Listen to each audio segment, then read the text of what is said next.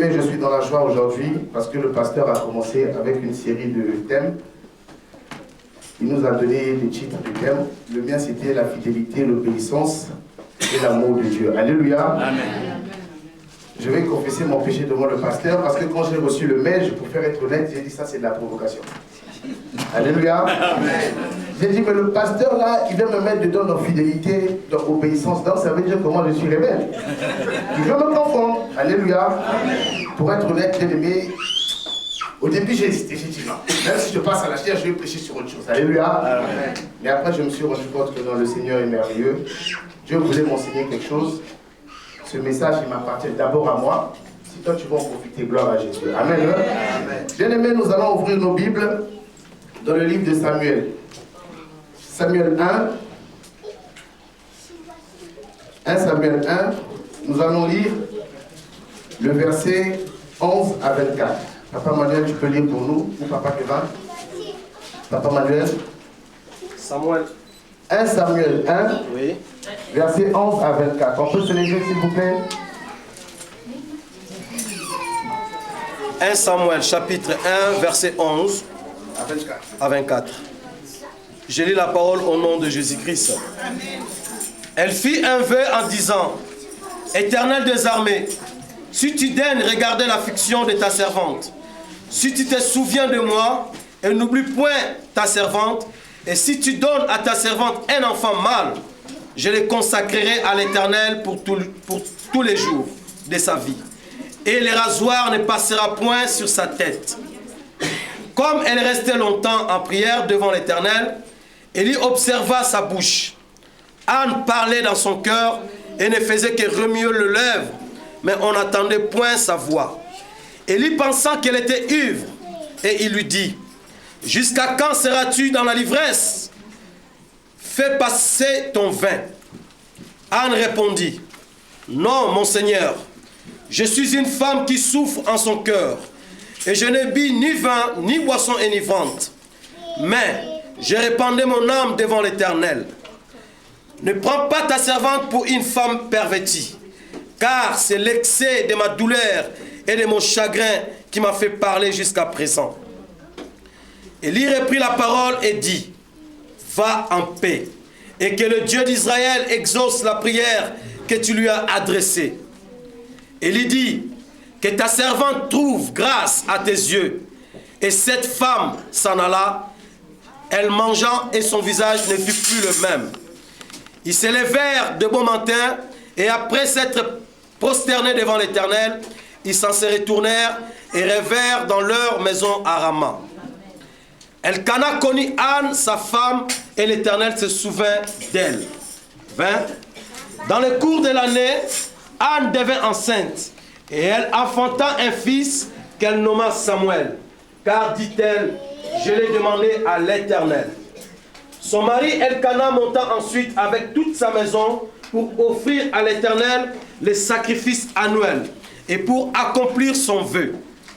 Mais Anne ne montant point, et elle dit à son mari: Lorsque l'enfant sera sévré, je le mènerai afin qu'il soit présenté devant l'Éternel et qu'il reste là pour toujours. 23. Elkana, son mari, lui dit: Fais ce qui te semblera bon. Attends de l'avoir sévré. Veille seulement l'Éternel accomplir sa parole. Et la femme resta et allaita son fils jusqu'à ce qu'elle le sévra. 24.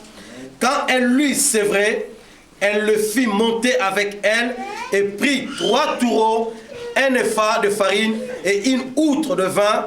Elle le mena dans la maison de l'Éternel à Silo. L'enfant était encore tout jeune. Amen. Amen. Bien-aimé, on peut s'asseoir. Alléluia. Amen. Bien-aimé, ici, c'est l'histoire de Samuel. Alléluia. Comme on est parti sur le thème de la fidélité, je me suis dit qu'il faudrait qu'on rentre dans le cadre de la fidélité. Amen. Bien-aimé, Samuel, c'est le fils de Anne. Son papa s'appelle Elkana. Alléluia.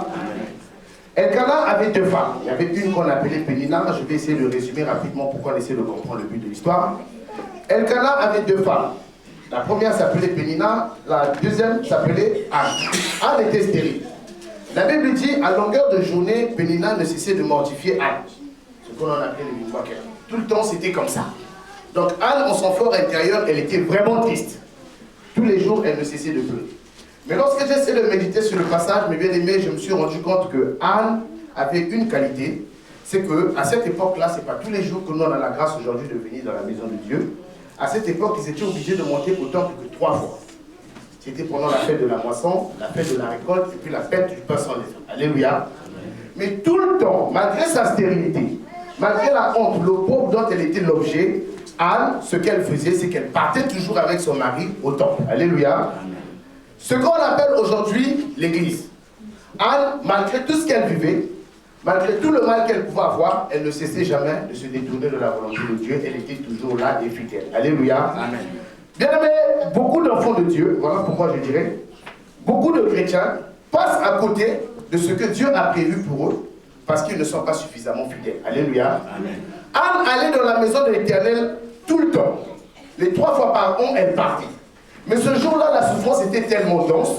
La Bible dit qu'elle a prié et le serviteur de Dieu a dit que l'Éternel exauce ta prière. Alléluia. C'était le jour prévu pour Anne. Dans sa fidélité à Dieu, puisqu'elle allait tout le temps dans la maison de l'Éternel, Dieu s'est souvenu d'elle ce jour-là. Alléluia. Amen. Elle a eu un enfant. Elle a dit au Seigneur, Seigneur, si tu me donnes un enfant, je vais te le sacrifier. Elle a fait ce qu'il fallait faire, elle a sevré l'enfant, elle a fini de l'allaiter, elle est partie, elle a déposé le jeune Samuel dans la maison de Dieu. Alléluia. Amen. La Bible nous dit que la moisson est grande, mais les ouvriers sont peu. Priez donc le maître de la moisson afin qu'il vous envoie des ouvriers. Anne, tout le temps, elle venait dans la maison de l'Éternel, elle se rendait certainement compte qu'il y avait des choses qui manquaient. Elle a dit, Seigneur, tu me donnes un fils, je vais te le consacrer. Combien de mamans aujourd'hui sont prêtes à faire de tels sacrifices? Mais Anne l'a fait. Alléluia. Amen. La Bible dit que Samuel était au service de Dieu au travers de son serviteur Élie. Samuel est en train de croître dans la connaissance de la parole de Dieu. Alléluia. Amen. Le jeune Samuel était au temple. À cette époque-là, mes bien-aimés, ce n'est pas comme aujourd'hui, où chez nous, tu es obligé d'aller même au travail et après le soir, tu viens à l'église. Non. À cette époque, il y avait des gens qui étaient consacrés. 24 heures sur 24, ils sont dans la maison de Dieu. Alléluia. Amen. Samuel était de ceux qui étaient consacrés 24 heures sur 24 dans la maison de Dieu. Donc lui, son problème, c'était de manger la Bible. Il ne faisait que lire, il ne faisait que lire. Alléluia. Amen. Samuel était dans l'église. Mais quand Samuel arrivait dans l'église de Dieu, il y avait aussi un prophète qu'on appelait Élie et qui avait 2 fils. Alléluia. La Bible nous dit que les fils de Élie se comportaient très mal dans la maison de l'Éternel. Alléluia. Amen.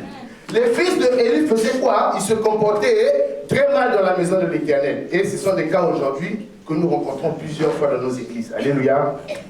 Tu peux arriver dans l'église, ceux qui gèrent la caisse de l'église, ils prennent l'argent, ils en font ce qu'ils veulent. Quand tu arrives dans une église, ça se gère maintenant comme une histoire de famille. Parce que toi tu es le neveu du pasteur, on va te mettre DG. Toi tu es la nièce du pasteur. Donc bref, mes bien-aimés, dans la maison de Dieu à cette époque, il y avait maintenant du désordre. La Bible nous dit que même les offrandes qui étaient destinées à Dieu, les fils des prophètes les prenaient et les mangeaient pour eux. Alléluia. L'abomination était rentrée dans l'église. L'église de Dieu, l'abomination était rentrée. Alléluia. Mais bien aimé, ce qui m'a tiqué dans l'histoire, c'est que Samuel, le jeune Samuel, ne faisait pas partie de ses grands frères, fils de prophètes, qui étaient en train de faire l'abomination dans la maison de Dieu. Alléluia. Bien aimé, l'illustration, c'est ce que nous vivons aujourd'hui. Nous sommes tous des serviteurs de Dieu. Tous, je dis bien tous, parce que même celui qui est assis là-bas, il a appelé à servir le Seigneur. Amen. Il y en a de ceux qui viennent avec leur philosophie, il y en a de ceux qui viennent avec leur logique, mais il y en a de ceux qui veulent rester droits. Il y en a de ceux qui veulent servir le Seigneur. Alléluia. J'encourage tous ceux-là qui veulent servir Dieu à ne regarder qu'à Dieu. Alléluia. Bien aimé, si tu regardes un homme, tu seras déçu. Si tu regardes un homme, je te dis, tu seras déçu. Toi, regarde qu'à Dieu. Alléluia. Samuel était dans le temple. Papa Manuel, tu vas nous lire le comportement des fils d'Élie. 1 Samuel 2, de 12 à 18. Les fils d'Élie étaient là. Ils ont fait ce qu'il ne fallait pas faire. L'abomination était rentrée. 1 Samuel 2, verset 12 à 18. Je lis la parole au nom de Jésus-Christ. 1 Samuel chapitre 2, verset 12 à 18. Les fils d'Élie étaient les hommes pervers Il ne connaissait point l'Éternel, et voici quelle était la manière d'agir de ces sacrificateurs à l'égard du peuple. Lorsque quelqu'un offrait un sacrifice, le serviteur du sacrificateur arrivait au moment où l'on faisait cuire la chair. Tenant à la main une fourchette à 3 dents, il piquait dans la chaudière, dans le chaudron, dans la marmite ou dans le pot. Et tout ce que la fourchette amenait, le sacrificateur le prenait pour lui. C'est ainsi qu'ils agissaient à l'égard de tous ces Israël qui venaient là à Silo. Même avant qu'on lui brûlait la graisse, le serviteur du sacrificateur arrivait et disait à celui qui offrait le sacrifice: donne pour le sacrificateur de la chair à rôtir, il ne recevra de toi point de chair cuite, c'est de la chair crue qu'il veut. 16. Et si l'homme lui disait: quand on aura brûlé la graisse, tu prendras ce qui te plaira, les serviteurs répondaient: non, tu donneras maintenant, sinon je prends des forces. Ces jeunes gens se rendaient coupables devant l'Éternel d'un très grand péché, parce qu'ils méprisaient les offrandes de l'Éternel. 18. Samuel faisait le service devant l'Éternel, et cet enfant était revêtu d'un éphod de lin. Alléluia. Bien-aimés, les fils du prophète Élie faisaient de l'abomination dans la maison de Dieu. Mais le verset 18 nous dit que Samuel était au service de l'Éternel. Ça veut dire que lui, Samuel, il était resté fixe. Face à ses convictions, Samuel était en train de regarder à Dieu. Lorsque les autres étaient en train de manger les offrandes, lorsque les autres étaient en train de coucher avec les femmes dans la maison de Dieu, la Bible nous dit que Samuel, lui, ne regardait qu'à l'Éternel. Alléluia.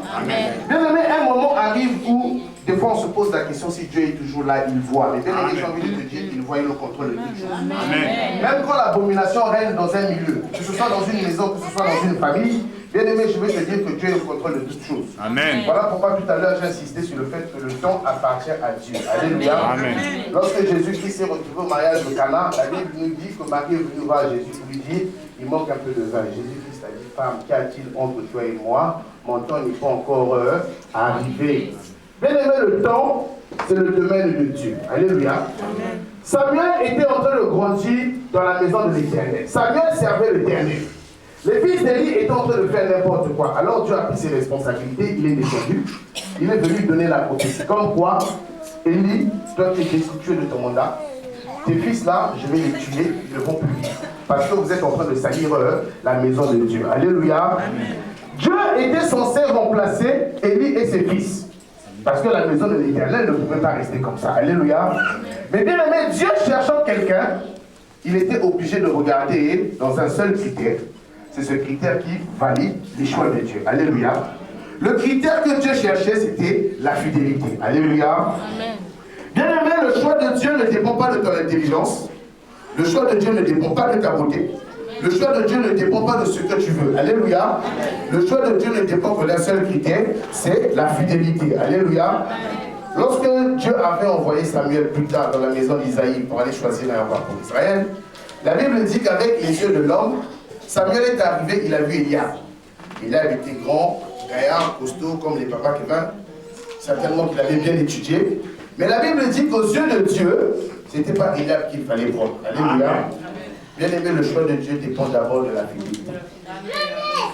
J'insiste, le choix de Dieu dépend d'abord de la fidélité. Alléluia.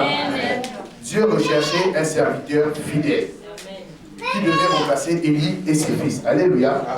Dieu recherchait quoi? Un serviteur fidèle qui devait remplacer Élie et ses fils.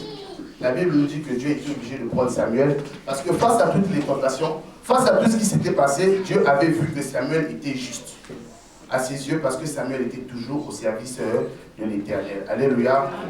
Bien aimé, dans le livre de Matthieu 25, le Seigneur nous raconte une histoire où le roi s'apprêtant s'en aller, il avait donné des talents à 3 ouvriers. Il a donné des talents à 3 ouvriers. Au premier, il en a donné 5. Au deuxième, il en a donné 2. Au troisième, il a donné 1 talent. Alléluia. Il a dit: je suis parti, je reviendrai, on va faire les comptes. Amen. Bien aimé, lorsque le Seigneur est parti, le roi, le maître, à son retour, il vient voir le premier, il dit: bon, toi, qu'est-ce que tu as fait des 5 talents que je t'ai donnés? Alors c'est là où le premier dira: Seigneur, tu m'as donné 5 talents, moi je suis parti, j'ai fructifié j'ai fait le bonbon et tout ça là, ça m'a rapporté un peu, voilà, j'en ai eu encore 5. Alléluia. La Bible nous dit que le Seigneur a dit quoi? Fidèle serviteur. Amen. Tu en avais 5, tu m'en as rapporté encore 5. Au deuxième, le Seigneur vient dire, et toi qu'est-ce que tu as fait? Il dit, Seigneur, tu m'en avais donné 2, j'en ai encore rapporté 2 de plus. Alléluia. Et au troisième, le Seigneur lui pose la question, toi qu'est-ce que tu as fait? Le troisième lui dira, Seigneur, moi j'avais peur de toi. Je sais que toi tu même récoltes ce que tu n'as pas semé. J'avais pour moi eu peur, j'ai pris ton argent, j'ai enterré ça sous ton jeton est là. Alléluia. C'est là où le Seigneur dira, méchant serviteur. Il suffisait même d'aller mettre mon argent à la banque, ça pouvait me rapporter des intérêts. Alléluia. Aujourd'hui, voilà, tous nous sommes des serviteurs de Dieu avec beaucoup de talents. Tantôt d'une façon, tantôt d'une autre. Le Seigneur nous donne des talents. Alléluia. Est-ce que quelqu'un ici peut lever la main pour dire que lui n'a aucune capacité? Non, ce n'est pas possible. La Bible dit, lorsqu'un arbre ne produit pas de fruits, qu'est-ce qu'on fait? On le prend, on le coupe, on le met au feu. Amen. Bien aimé, tous nous avons du potentiel. Mais il y a des gens aujourd'hui qui préfèrent se dire que moi, le potentiel que j'ai, je le garde pour moi. Et le jour où le Seigneur reviendra et dira de toi, méchant serviteur, méchante servante. Alléluia. Amen. La moisson, elle est grande. L'église de Dieu a besoin de ses enfants pour travailler dans la maison du Seigneur comme Samuel. Le seul critère, c'est que le Seigneur a besoin des hommes fidèles. Bien aimé, sans la fidélité, nous ne pouvons pas être agréables. Pour la simple et unique raison, c'est que dans l'étymologie même du mot fidélité, il y a foi. Alléluia. Sans la fidélité, nous ne pouvons pas être agréables à Dieu. Parce que même dans le mot fidélité, il y a foi. Alléluia. Et la Bible nous dit que sans la foi, nul ne peut plaire à Dieu. La fidélité. Bien aimé. Et c'est quoi la fidélité? C'est ce matin que j'ai regardé la définition de la fidélité dans le dictionnaire. La fidélité, je vais lire ça parce que je n'ai pas retenu. La fidélité. Qu'est-ce que la fidélité? On dit de la fidélité que c'est une qualité au service d'une autre personne qui s'acquitte de ses fonctions avec dévouement et zèle. Amen. Voilà le mot fidélité. Ça veut dire quoi? Ça veut dire que c'est une qualité que quelqu'un a, qui est au service de quelqu'un d'autre, qui le fait avec dévouement et zèle. Alléluia. Amen. Bien aimé, si tu n'as pas de dévouement, tu n'es pas fidèle.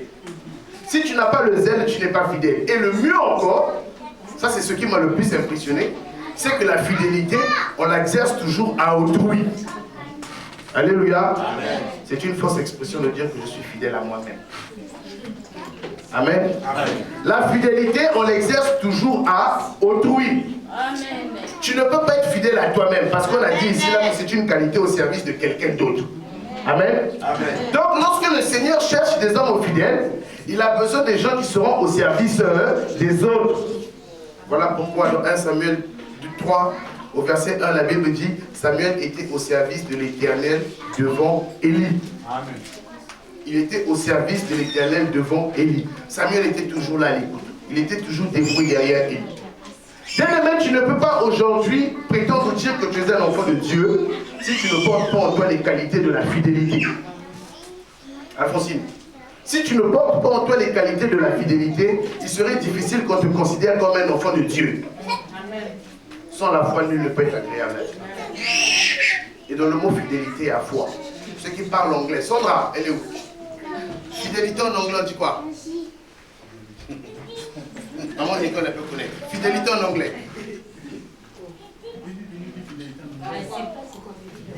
En anglais. Fidélité. Non. Non, faith. Faithfulness. Fidélité. Fidélité. En anglais. Faithfulness. Pleine de foi. Oh, papa qui va, toi, c'est ce soir que tu t'as l'école.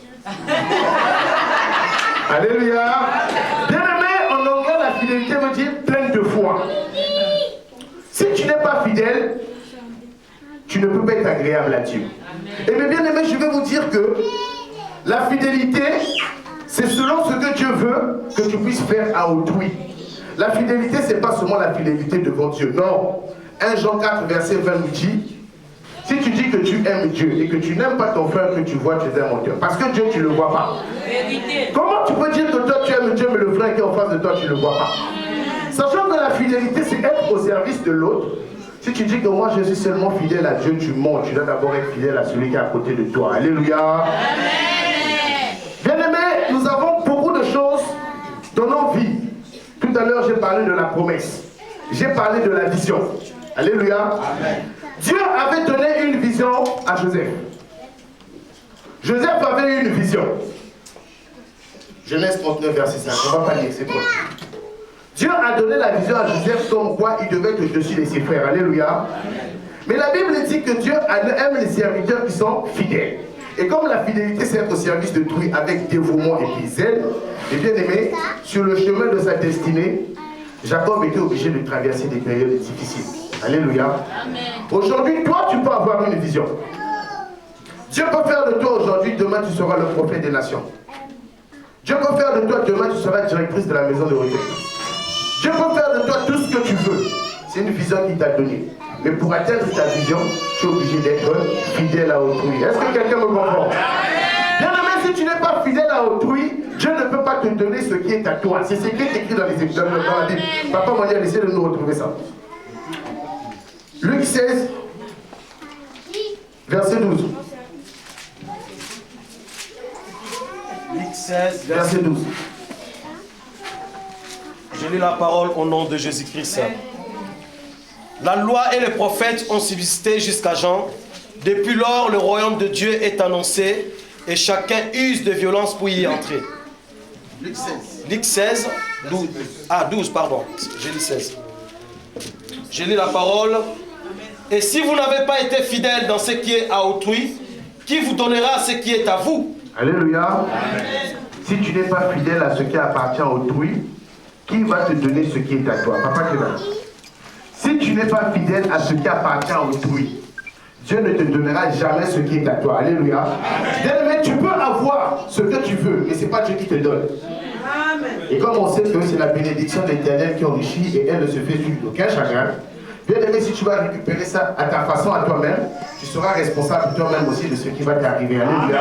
La Bible nous dit que si tu n'es pas fidèle à ce qui appartient à autrui, Dieu ne peut pas te donner ce qui est à toi. On a vu beaucoup d'exemples comme ça. Je dis bien beaucoup d'exemples. On vient de déposer les enfants de ta copine le week-end, ils reviennent chez eux, là-bas, ils ont les cheveux sales. Frère, soeur, mais, sans déconner. Ce qui est à autrui, si tu n'en prends pas soin, Dieu ne peut pas te donner ce qui est à toi. Bien aimé, tous nous avons une vision. Tous nous avons un rêve. Tous nous avons des objectifs. Mais pour arriver à réaliser nos vœux, le Seigneur veut que nous puissions être au service de quelqu'un d'autre. Jacob est arrivé dans la maison de Potiphar. Et bien aimé, je ne vais pas vous faire l'histoire. Joseph. Tous on connaît l'histoire de Joseph dans la maison de Potiphar. La Bible dit qu'il a été fidèle serviteur. Amen. Même devant la femme de Potiphar, Joseph est resté fidèle. Imaginez un peu l'histoire. Si Joseph n'était pas resté fidèle, est-ce qu'il allait accomplir son vœu?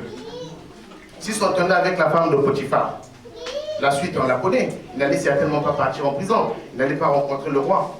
Et il n'allait pas être élevé au-dessus. Bien aimé, il y a beaucoup d'hommes, il y a beaucoup d'enfants de Dieu aujourd'hui qui ne réalisent pas que la destinée va de pair avec la fidélité. Bien aimé, la Bible dit que David a été oint par Samuel. David est parti au service de Saoul. La Bible dit que Saoul a déjà été destitué, l'esprit de l'Éternel l'avait quitté. Saoul était plus mauvais que toutes les personnes que je connais ici là.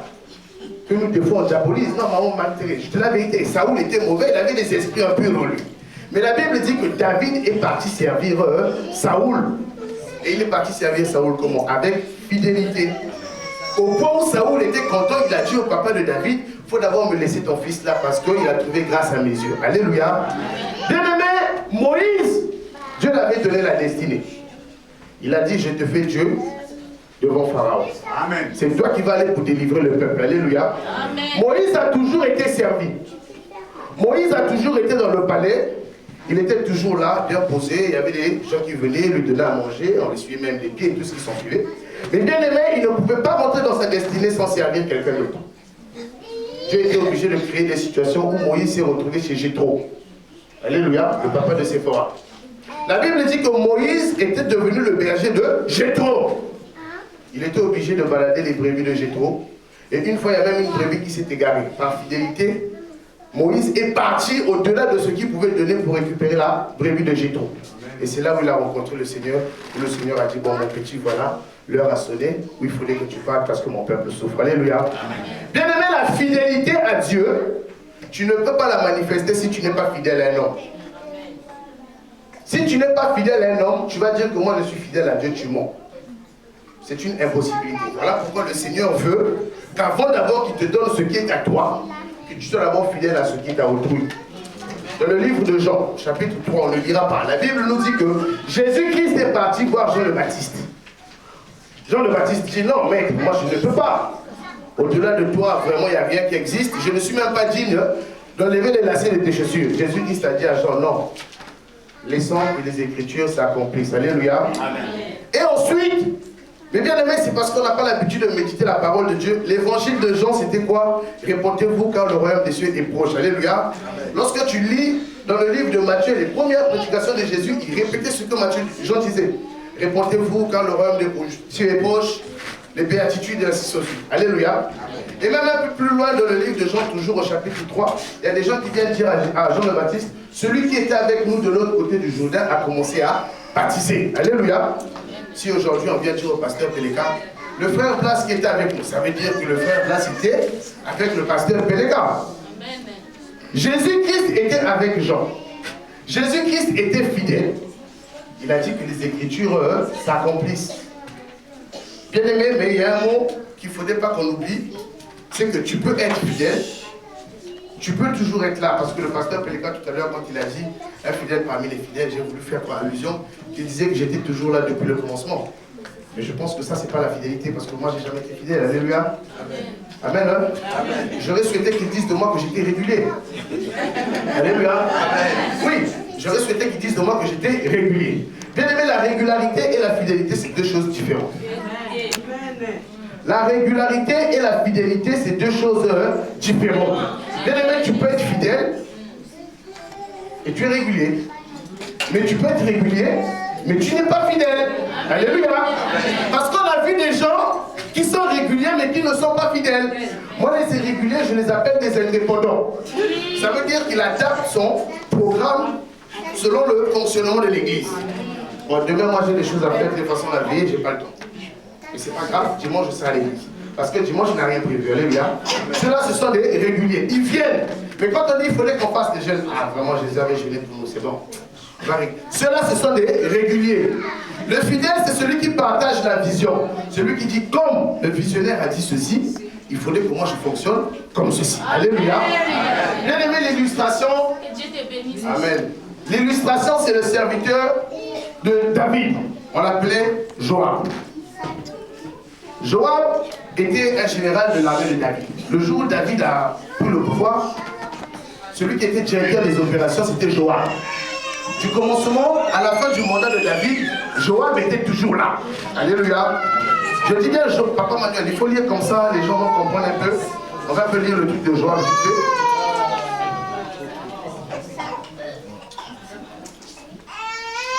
Samuel 3, 26, 27. On va couper le verset comme ça. 2 Samuel 26, 2 Samuel 3, 26, 27. Je lis la parole au nom de Jésus. Amen. Abner appela Joab et dit, le paix dévorera-t-elle toujours? Ne sais-tu pas qu'il y aura de l'amertume à la fin? Jusqu'à quand tarderas-tu à dire au peuple de ne plus poursuivre ses frères? Joab répondit, Dieu est vivant. Si tu n'uses parler, le peuple n'aurait pas cessé avant le matin de poursuivre ses frères. Amen. Amen. Bien aimé, Joab avait un frère qu'on appelait Azaël. Alléluia. Amen. Abner était du côté de Saoul. Joab était du côté de David. Alors il s'est passé une situation où Abner qui était avec Saoul avait tué Azaël, le frère de Joab. Alléluia. Saoul a été destitué. David a pris le pouvoir. Les choses ont continué à fonctionner. Joab était avec David. Alléluia. Mais vraiment, Joab était régulier avec David. Quand on voit David, celui qui prête l'oreille s'appelle Joab. C'était son chef d'armée. Alléluia. Alors un jour, David va prendre l'initiative pour dire qu'il fallait que je me réconcilie maintenant avec Abner. Bon, le passé, c'est le passé. Il a fait venir Abner, il a donné un festin et il a laissé partir Abner. Alléluia. Lorsque Joab est revenu, il a appris que David avait reçu Abner. Il a monté un coup, il est parti, il a tué Abner. Il dit parce que lui, il avait tué mon frère. Alléluia. Bien aimé, ça, c'est ce qu'on appelle l'émotion. La personne qui est régulière a des émotions. Alléluia. Donc nous, les enfants de Dieu, nous devons marcher selon la vision et non selon les émotions. Amen. Joab a tué Abner. Joab ne s'est pas arrêté là, il a tué Absalom. On sait pourquoi, parce que Absalom, il avait fait un coup à son père et tout ce qui s'en suit. Tout ça, c'était ce qu'on appelait les émotions. Alléluia. Malgré qu'il était toujours aux côtés de David, la Bible dit que Joab a tué Abner, il a tué Absalom. Amen. Amen. Myriam, dans le livre de Nombres, c'est la sœur de Moïse. C'est certainement elle qui avait eu l'initiative d'aller le mettre dans l'eau. C'est elle aussi qui était en train de guetter. Quand la fille de Pharaon est venue, ah, c'est un joli bébé. Myriam, qui connaît Myriam? On l'appelle aussi Mariam dans la Bible. Alléluia. C'était la sœur de Moïse. Elle était toujours aux côtés de Moïse. Elle était régulière avec Moïse. Mais bien aimé, une histoire s'est produite. C'est que parce que Moïse est parti prendre une femme étrangère, et pourtant c'était l'image que Jésus-Christ allait venir pour nous prendre nous, c'était l'image de l'église d'aujourd'hui, mais elle n'avait certainement pas la révélation, elle a commencé à murmurer contre Moïse. La Bible dit que Dieu l'a frappé de lèpre. Et comme à cette époque-là, la lèpre c'était une maladie, il fallait isoler la personne. Moïse et Aaron sont repartis voir Dieu pour négocier avec Dieu. Dieu a dit, bon, il n'y a pas de problème, au bout de 7 jours, elle sera libre. À cette époque-là, la Bible nous dit que le peuple d'Israël, ils étaient 2 millions dans le désert. À cause de Myriam, de son insoumission, de sa révolte, 7 jours, avec maladie, le peuple était consigné. Le peuple n'a pas travaillé pendant 7 jours, puisqu'il ne pouvait pas avancer, on était obligé de l'attendre Myriam. Pendant 7 jours, 2 millions de personnes. Ça fait combien? 14 millions de l'autre, la dernière maladie. Bon, imagine le manque à gagner. À cause d'une seule personne, l'église de Dieu peut se retrouver dans des situations complexes. Amen. Là, je vais maintenant monter parce que le temps commence à s'écouler. À cause d'une seule personne, l'église de Dieu peut se retrouver en arrêt maladie pendant 7 jours. 14 millions de personnes. Imaginez le manque à gagner. Comment on l'appelle? À Senob, ça fait combien? 7 jours, 14 millions de personnes ne bossent pas. Alphonsine. À cause d'une seule personne. Alléluia. Voilà pourquoi Paul disait, je préfère donner ton âme au diable pour que ton âme puisse s'en sauver. Alléluia. Bien aimé, les hommes réguliers ne sont jamais récompensés dans la Bible.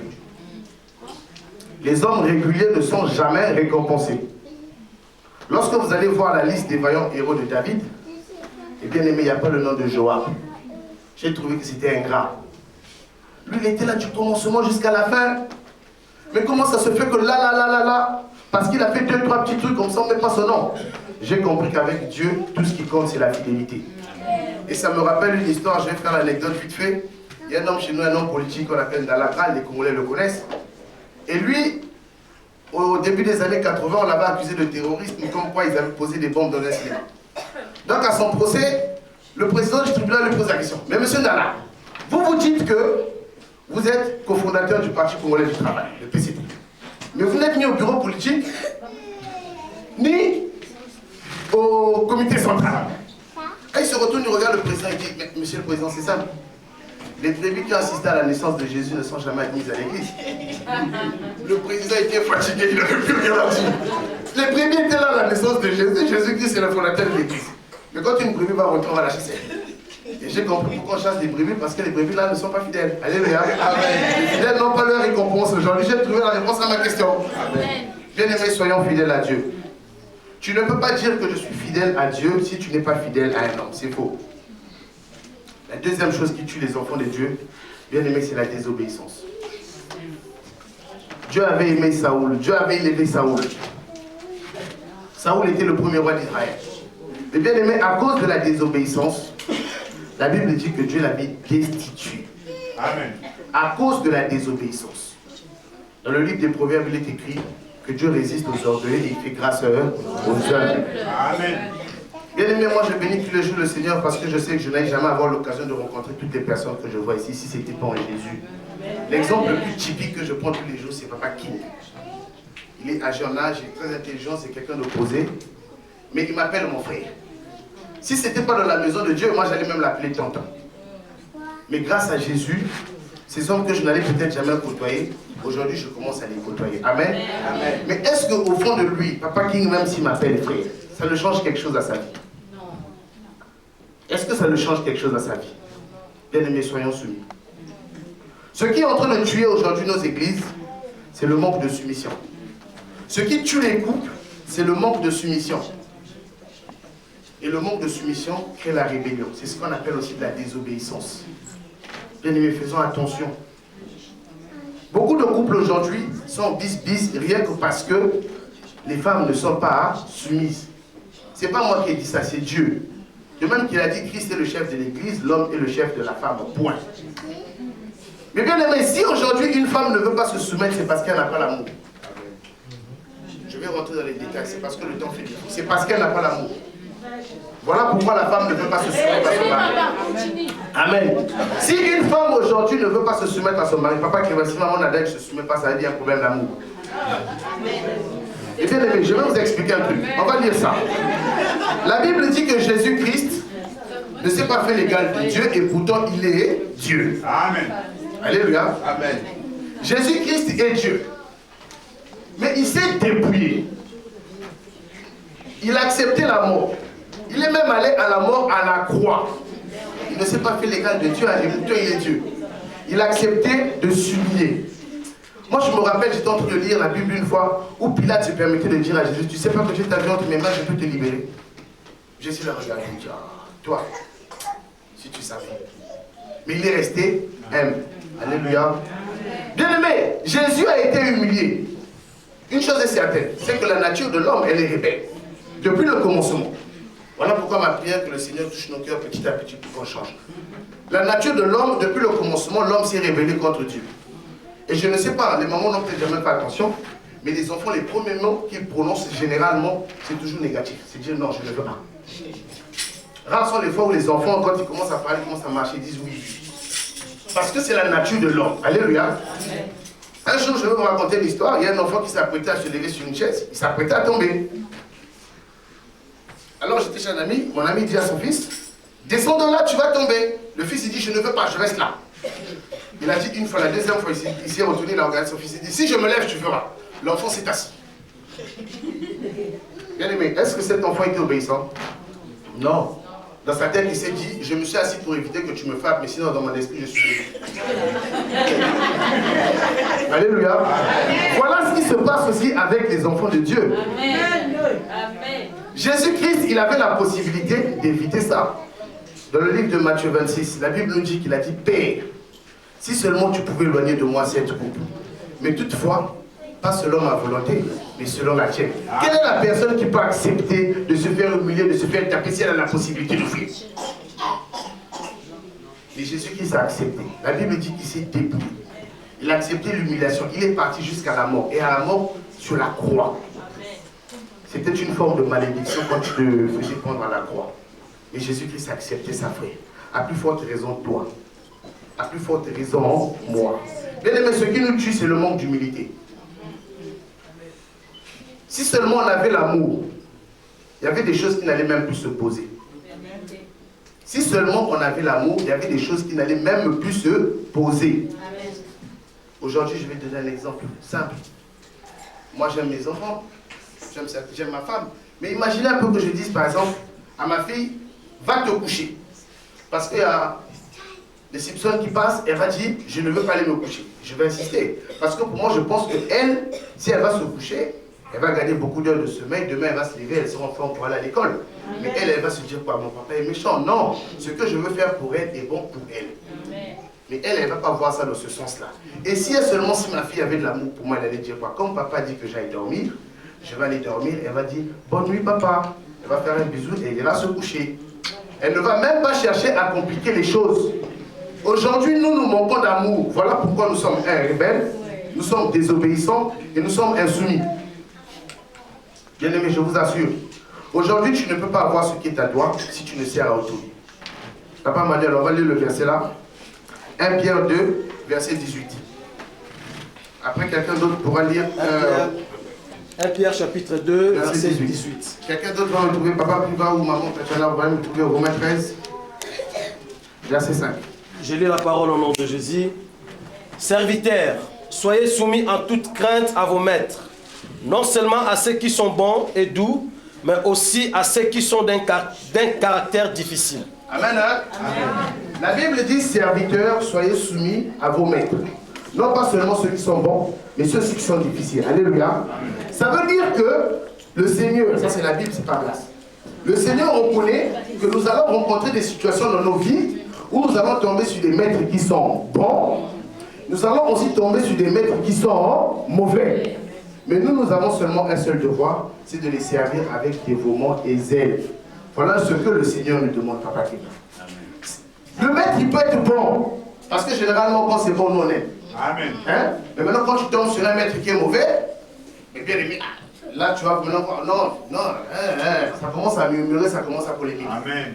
Mais bien aimé, Dieu est au contrôle de toutes choses. C'est lui qui a dit, servez vos maîtres, qu'ils soient bons ou qu'ils soient mauvais. Tu ne peux pas aujourd'hui accéder à ce que Dieu a préparé pour toi si tu ne te mets au service de quelqu'un d'autre.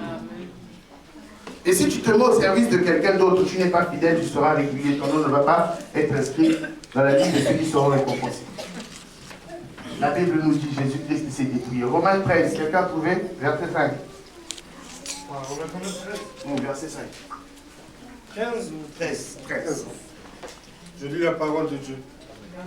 Romains 13, verset 5. Il est donc nécessaire d'être soumis, non seulement par crainte de la punition, mais encore par motif de conscience. Alléluia. Amen. Il est important d'être soumis, non seulement par crainte de la punition, mais par motif de conscience. Alléluia. Amen. Voilà le premier critère qu'un enfant de Dieu doit posséder. Tout ce que je fais, même si je le fais à un homme, je le fais pour Dieu parce que c'est Dieu qui me le demande. Telle doit être ma nature.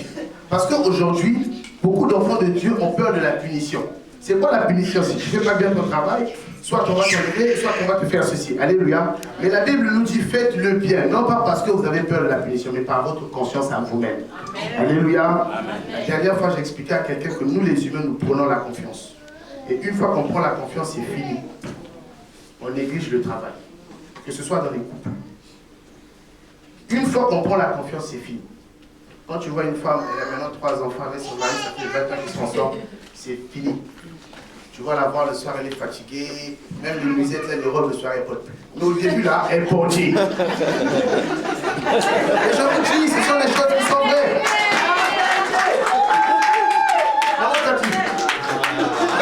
Ça, c'est pas de moi. Lorsqu'on prend la confiance, on ne fait plus bien ce que Dieu qu'on puisse faire. Amen. Dieu, il nous invite tous les jours de le faire avec dévouement et zèle. Que ce soit le matin, le midi ou le soir. Mais à un certain moment, lorsqu'on prend la confiance, papa Kevin, aujourd'hui, je ne sais pas, ça fait peut-être beaucoup d'années que tu travailles ton boulot là-bas. Tu as tellement pris la confiance qu'avant, tu ne pouvais pas te permettre d'arriver en retard. Parce que tu te dis, si j'arrive en retard. Mais aujourd'hui, quand tu as gagné la confiance des chefs, tu peux arriver même 10 minutes en retard. Est-ce que c'est moi? Je ne vote pas. Hein? C'est ce que je suis en train de dire. Allez, maman Vita. Oui, il y a des fois.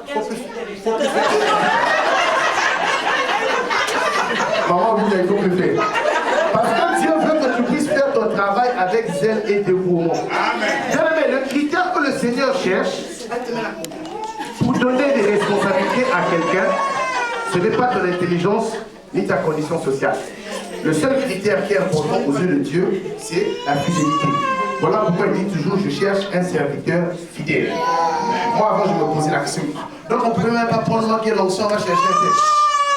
Je me suis rendu compte qu'aujourd'hui, oui, le Seigneur a permis que ce message-là puisse m'édifier. Parce que non, le critère qui plaît à Dieu, c'est le critère de la fidélité. Je vais vous donner un exemple. L'ancienne chante très bien. Elle a une belle voix. Quand elle veut, mais vraiment... D'accord? L'ancienne, elle est régulière. Mais l'ancienne n'est pas fidèle. D'accord? Elle est comme moi, elle est la même chose. Imaginons un peu qu'on puisse donner la responsabilité de la chorale à l'ancien. Demain, par exemple, c'est le jour des répétitions. L'ancien, elle n'est pas là. Vous ne trouvez pas que ça va faire un truc dans l'église? Il y aura un gros trou. Mais si on donne par exemple la responsabilité à Laure Valérie qui est tout le temps fidèle, même si Laure Valérie ne sait pas chanter, mais au moins on aura des choristes. Voilà ce que Dieu attend de nous, la fidélité. La fidélité. Dans la fidélité, il y a la foi. Dans la fidélité, il y a la constance. Dans la fidélité, il y a ce qu'on appelle l'amour de Dieu. Parce que tu vas te permettre de faire des choses dans ta conviction, tu n'avais pas envie de le faire, mais tu vas quand même le faire. Alléluia. Bien aimé, celui qui désobéit, c'est celui qui n'a pas la fidélité, c'est celui qui n'a pas l'amour de Dieu. Celui qui est élevé devant toi, la Bible dit que toute autorité vient de Dieu. Amen. Quand on va finir la prière, il faudrait qu'on se mette debout, qu'on demande pardon, parce que d'une façon ou d'une autre, tous on s'est révélé contre le pasteur Bénéa. On a certainement des fois remis sur l'autorité en cause, on a fait des choses qu'il ne fallait pas faire. Bien aimé, moi aujourd'hui, je me base sur la parole de Dieu. La Bible dit que toute autorité vient de Dieu. Toute autorité vient de Dieu. L'autorité peut être bonne, comme on a lu dans le livre de l'autre, de Pierre. Elle peut être méchante, elle peut être mauvaise, elle peut être bonne, mais c'est l'autorité. Nous devons servir cette autorité avec dévouement et zèle. Alléluia. Bien aimé, parce que Myriam s'était permise de murmurer contre Moïse, et pourtant c'était son frère. Dieu a dit, moi quand je vous parle au cou, je vous envoie des songes. Mais avec lui, je parle comme ça. Toi qui es-tu pour venir parler du mal de mon serviteur? Toi, tu as la lèvre chaos. Alléluia. Bien aimé, nous devons avoir ce qu'on appelle le dévouement pour le service des gens. L'œuvre de Dieu aujourd'hui a besoin de tous ses talents. L'église de Sens a besoin de tous ses talents. Imaginez comment la chorale a chanté aujourd'hui. Si on pouvait ajouter, elle aussi a chanté dans la chorale, Laure Valérie. Imaginez qu'on ajoute encore les Laure Valérie, tout ça là, ça va être formidable. Les moments de neige, ça va être extraordinaire. On a du talent, on a le potentiel. Mais qu'est-ce que tu fais de ton talent? Non, Seigneur, moi j'ai peur, je préfère aller garder ça. On reprend son jeton que tu m'avais donné. Dieu va dire, méchant serviteur. Alléluia. Bien aimé, la fidélité à Dieu engendre l'amour. La fidélité en Dieu engendre l'amour. Lorsque tu es fidèle à quelqu'un, tu l'aimes. Amen. Moi, je ne peux pas me lever le matin et me plaindre. Parce que ce que je fais, j'aime le faire. Quand je me lève pour aller au travail, même si je me suis couché à 4 h du matin, je suis content de me lever, je vais. Lorsque tu as la fidélité dans ce que tu fais, tu vas aimer ça. Mais si tu n'es pas fidèle à ce que tu fais, tu vas le faire malgré toi. Parce que tu vas te dire, si je ne fais pas ça, je vais faire comment? Alléluia. La fidélité engendre l'amour. Bien aimé, l'église de Laodicée, c'est l'église des temps de la fin. L'église des temps de la fin s'appelle l'église de Laodicée. Alléluia. Nous, aujourd'hui, nous sommes à peu près dans les temps de la fin. Donc aujourd'hui, ceux qui prêchent, ceux qui connaissent la révélation du tabernacle, disent que nous sommes au temps de Laodicée. Alléluia. La Bible nous dit que l'église de Laodicée se vantait. Moi, je suis riche, j'ai l'argent, j'ai une belle maison, j'ai une belle voiture, j'ai des beaux enfants, j'ai un bel appartement, j'ai un beau travail. Papa Manuel, Apocalypse 13, Apocalypse 3, verset 14 à 17. Nous allons lire parce qu'après nous allons terminer. J'ai lu la parole au nom de Jésus. Apocalypse chapitre 3, verset 17. 14 à 17. Écrit à l'ange de l'église de Laodicée. Voici ce que dit l'Amen, le témoin fidèle et véritable, le commencement de la création de Dieu. Je connais tes œuvres. Je sais que tu n'es ni froid ni bouillant. Puisse tu es froid ou bouillant, ainsi parce que tu es tiède, et que tu n'es ni froid ni bouillant, je te vomirai de ma bouche. Parce que tu dis, je suis riche, je me suis enrichi, et je n'ai besoin de rien. Et parce que tu ne sais pas que tu es malheureux, misérable, pauvre, aveugle et nu. Je continue. Amen. Amen. Bien aimé, l'église de Laodicée, c'est l'église du temps de la fin. Les gens se vantaient dans cette église. Je suis riche, j'ai l'argent. On sait qu'il y en a peu. C'est moi, nanani. Mais bien aimé, Dieu dit, tu ne sais pas ce que tu es en train de dire. À mes yeux, tu es nul, pauvre. Rachète de moi de l'or qui ne périt pas. L'église de Laodicée. Dieu dit, je connais tes œuvres. L'église de temps de la fin, il y avait des miracles, pasteur. C'est comme ici aujourd'hui, les gens parlent en langue.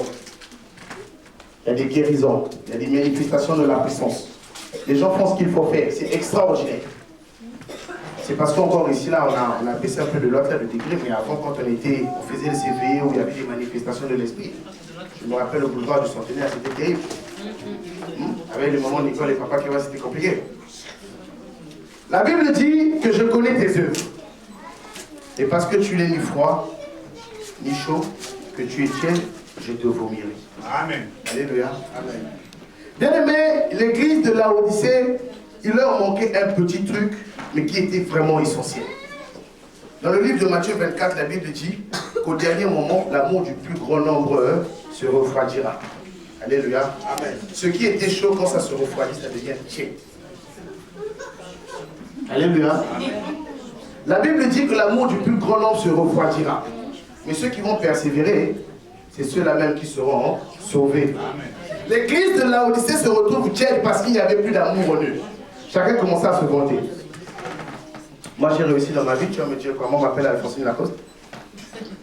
Moi je suis ceci, moi je suis cela. Et frère, l'amour n'existait plus dans le cœur des enfants de Laodicée. Voilà pourquoi Dieu disait que je vais vous vomir. Et pourtant, il y avait la manifestation de l'esprit. Et pourtant, les gens parlaient en langue. Et pourtant, les gens venaient à l'église. Et pourtant, quand il y avait des frères et des sœurs qui n'avaient pas le moyen de locomotion, on allait les chercher. Mais Dieu dit, il vous manque quoi? L'amour. Voilà pourquoi je vais vous vomir. J'étais en train de réfléchir, j'ai dit, mais Seigneur, toi si tu nous parles d'amour, l'amour en fait ça c'est quoi? J'ai pris ma Bible, je suis rentré, 1 Corinthiens 13, Papa Manuel. J'ai vu que d'autres personnes appelaient ça l'hymne à l'amour. J'ai dit, ah bon, Seigneur, c'est ça que tu appelles l'amour? Bon, je vais essayer de partager avec le peuple de Dieu. 1 Corinthiens 13. Je lis la parole au nom de Jésus. 1 Corinthiens chapitre 13, verset 1. C'est ça. Ok. Quand je parlerai les langues des hommes et des anges, si je n'ai pas la charité, je suis un airain qui résonne, ou une cymbale qui retentit. Et quand j'aurai le don de prophétie, la science de tout le mystère et toute la connaissance, quand j'aurai même toute la foi jusqu'à transporter des montagnes, si je n'ai pas la charité, je ne suis rien. Et quand je distribuerai tous mes biens pour la nourriture des pauvres, quand je livrerai même mon corps pour être brûlé, si je n'ai pas la charité, cela ne me sert à rien. Cela ne me sert de rien. Amen. Amen. Bien aimé, quand j'ai vu ça, je me suis rendu compte que je n'étais pas aussi intelligent que je pensais. La Bible dit au verset 1, quand je parlerai les langues des hommes et des anges, je n'ai pas l'amour, cela ne me sert à rien. Tout ce qu'on parle ici, là, nous comme ici, là, nous sommes là, ce sont les langues des anges. Ça, ce sont les langues des anges. Alléluia. Mais la Bible nous dit que le jour de la Pentecôte, lorsque l'Esprit est descendu dans les disciples, ils ont parlé la langue des hommes. Ça veut dire que ceux qui étaient de l'autre côté là-bas, c'était les Chinois. Maman Nicole est en train de parler chinois. Comment ça? On s'est dit, ah non, ceux-là, c'est ceux qui sont remplis de l'Esprit de Dieu. Alléluia. Le Seigneur nous dit que même si tu parles la langue des hommes et des anges, si tu n'as pas l'amour, cela ne sert à rien. Bien aimé, ça veut dire qu'aujourd'hui, tu peux être un homme de Dieu. Tu peux être rempli d'onction. Lorsque tu touches les gens tombent. Lorsque tu pries, les gens ont des guérisons. Et mon frère, ça veut dire que tu peux ne pas avoir l'amour. Et ça m'a effrayé, ça m'a fait froid dans le dos. Ça veut dire que tu peux voir quelqu'un aujourd'hui, Alphonsine, c'est un homme de Dieu, il est puissant en action et en onction.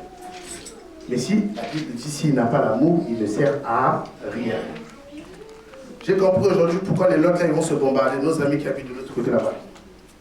La Bible dit même si je veux me livrer mon corps en sacrifice à être brûlé, ça veut dire que lui va porter des bombes, des explosifs, il va aller de l'autre côté là-bas pour aller se faire sauter. C'est grand comme sacrifice. Mais la Bible dit même si tu fais ça, si tu n'as pas l'amour, cela ne sert à rien. La Bible dit encore, même si tu donnes ta voiture aux pauvres, tout est bien, ton argent, tu vides ton compte, tu deviens découvert, tout ce que tu veux. Si tu donnes tout ça aux pauvres et que tu n'as pas l'amour, j'ai dit, mais finalement, moi je pense que quand tu vas donner comme ça veut dire que tu as l'amour. Au fond, non, la Bible dit, même si tu fais ça, si tu n'as pas l'amour, c'est zéro. Amen. J'ai dit, oh, mais moi je pensais que c'était ce qu'on appelait les gestes d'amour. Quand tu vois quelqu'un qui est malade, tu lui donnes un compliment. Ça, c'est quand même l'amour aussi. Mais la Bible dit, même si tu fais ça, tu n'as pas l'amour, ce que tu fais, c'est multiplié par zéro. Je me suis dit, mais il y a un problème. Et après, le Seigneur vient nous dire, c'est quoi l'amour? Papa Manuel, verset 4. La charité est patiente. Alléluia. La Bible dit que la charité est patiente. Elle est pleine de bonté. La charité est pleine de bonté. La charité n'est point envieuse. La charité ne se vante point. Elle ne s'enfle point d'orgueil. Elle ne fait rien de malhonnête. Elle ne cherche point son intérêt. Elle ne s'irrite point. Elle ne soupçonne point le mal. Elle ne se réjouit point de l'injustice, mais elle se réjouit de la vérité. Alléluia. Bien-aimé, même si tu donnes toute ta richesse aux pauvres, si tu n'as pas la patience, ce que tu fais est multiplié par 0. Alléluia. Il y a des gens pour un tout, pour un rien, ils démarrent au quart de tout. Il y a des gens qui démarrent au quart de tout, pour un rien, pour un tout. La Bible dit, même si tu donnes toute ta richesse aux pauvres, si tu n'es pas patient, ce que tu fais, c'est multiplié par 0. La patience est un fruit de l'esprit. La patience est une qualité qui définit l'amour. Alléluia. Bien aimé, aujourd'hui, il y a des hommes qui ne sont pas patients. Ça veut dire que si tu n'as pas la patience, examine-toi toi-même. Si tu veux que tout le temps ça soit vite cuit là, comme la viande là, tu veux que ça soit même pas saignant. Viens que deux, tu donnes ça comme ça, tu manges, tu sais pas attendre. Ça veut dire que tu n'as pas l'amour. Tu dis, oh Seigneur, tu es en train de nous enseigner des choses ici là. Donc ça veut dire avoir la patience, avoir l'amour, oh oui. Donc même si tu vas donner toute ta richesse aux pauvres et que tu n'es pas patient parce que tu vas tomber dans un bouchon, tu commences à insulter, mais dépêche-toi. Non. Ça trahit. Papa qui voit, si tu te retrouves dans la situation là, examine-toi, il est temps. La Bible dit que l'amour est plein de bonté. La bonté, c'est la qualité de celui qui est bon. Alléluia. La bonté, c'est la qualité de celui qui ne veut que le bonheur de l'autre. Alléluia. La Bible nous dit encore que